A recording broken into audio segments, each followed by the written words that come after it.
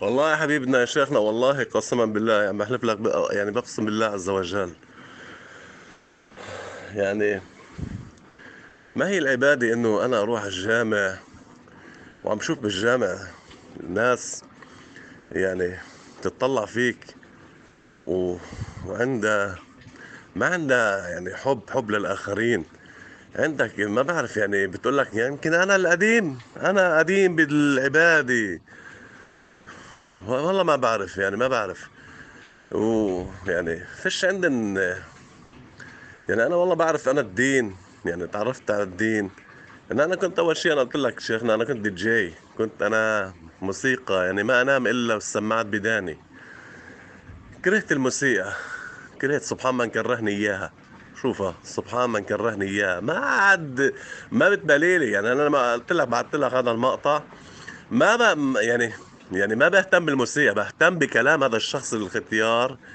يعني شو بقول لك، يعني هذه اهم من ما بتلفت لي الموسيقى شو هي، انا بتلفت لي كلامه، كلامه اللي دغري سحبته، اللي انتبهت فيه. ما لفتت لي المذيع قد ما لفت لي كلامه. ما لفت لي الا انه حبا لله، حبا لله وطاعة لله ولرسوله. سبحان الله. يعني انك انت يعني الواحد عن جد انه يلمس الشيء بالدنيا قبل الاخره، مش والله ناطر الاخره ويمكن الله اعلم.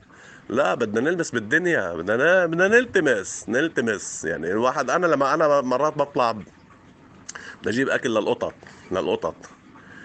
يعني من جيبي الخاص، يعني بقول لوجه الله بدها طعمين لوجه الله. انا من زمان يعني سبحان الله قبل ما اعرف ذات محمد حجازي يعني كلها عاملها لوجه الله.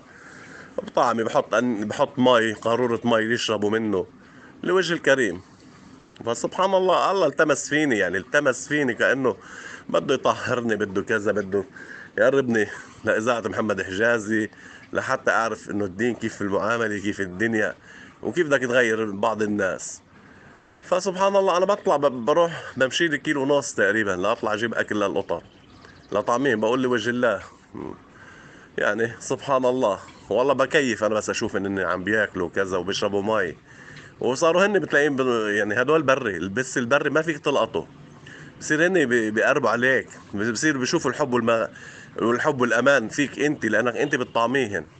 فتخيل الانسان ما بيطعمينه بيضربهم، كيف بدهم يقربوا؟ بيقربوا، بس يشوفوه بيهربوا، بيطيروا. مش هايدي هن بس ما بيطير، لا بيطير يصير. فالناس ما بعرف والله، والله الله المستعان. انه مش انه المفروض انه كل صلاتي بصلاتي بالجامع وانا ما اعرف امتثل لاوامر الله عز وجل واعمل المعامله واحكي مع الناس بلطف. وهيدي تخيل انه جاي مهجر من مكان فيه قصف، وهيدي انك تحكي معه انه هذا يعني بيصلي كل فرض وفرض بالجامع. انه الله المستعان. يعني احنا بنقول الله يهديهن، الله يهديهم جميعا. فبتلاقيه بقول له هذاك انا فيش عندي مي بالخزان، دبر راسك روح اشتري مي. لطفا لطفا بالناس، لطفا بالناس. الناس جاي هربانة، تاركي بيوتها، تاركي أموالها، تاركي كل شيء. ما بدنا كمان نكون مع إن إحنا يعني نخبط فين كمان من هون ومن هون. لا، نرحم عشان الله يرحمنا، والله يرحمنا بالدنيا قبل الآخرة، لأنه الله بيطلع علينا وشايفنا. والله سبحان الله قسما بالله. لما بضرب جدار صوت أو مثلا هيدي، والله غيرك بكون خايف ومرعوب وانا بكون عم بضحك. سبحان من يعني لطف على قلبي وربط على قلبي.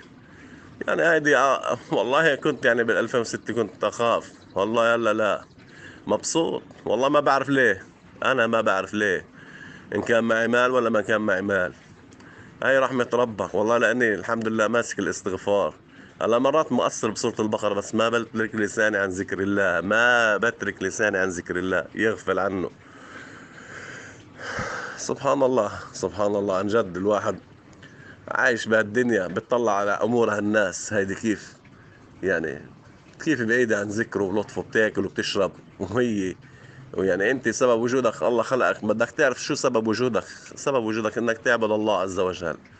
يعني مش جابك على الدنيا لتروح تتزوج وتعمل وشغل وهيدي وتقول انا مش قادر وهلا وابصر. شو كنا نقول؟ يلا بس لنخلص بنصلي؟ لا، صلي وبعدين روح اعمل اللي بدك اياه. لانه لأنه المقصد أنت وجودك بالدنيا لتعبد الله عز وجل، غير هيك انسى.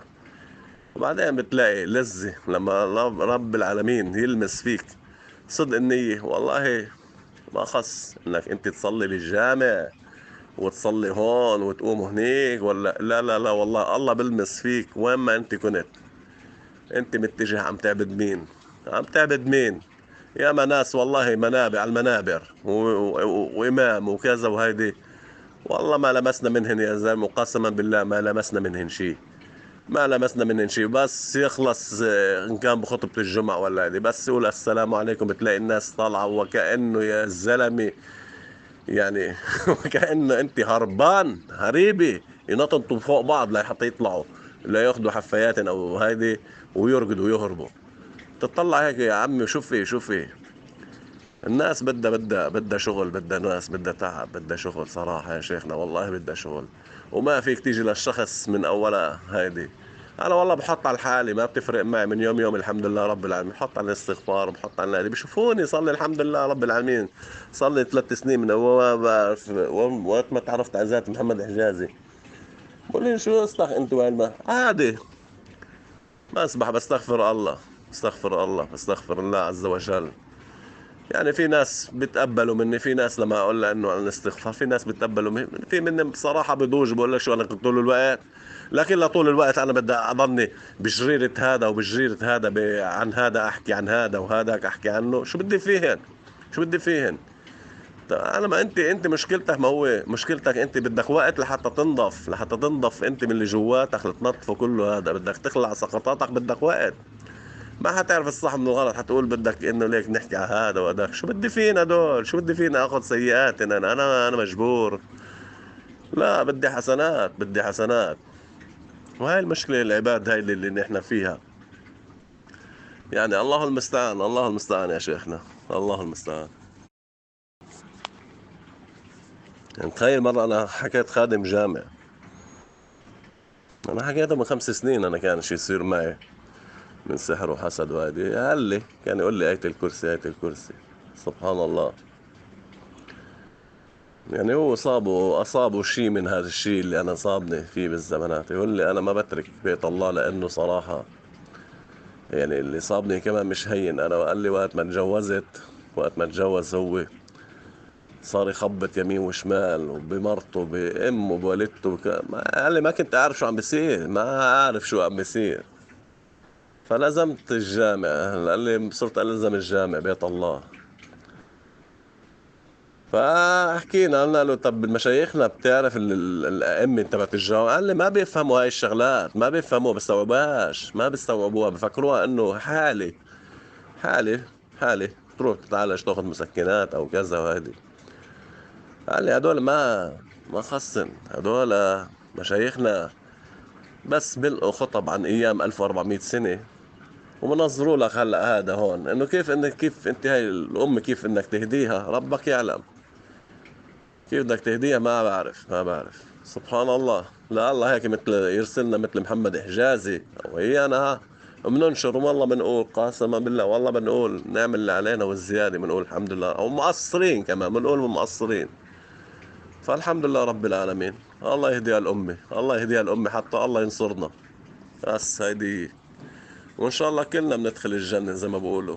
والله في عباد ما بتصلي، والله في عباد ما بتصلي، وبنقول الله المستعان، الله يهديهم جميعا.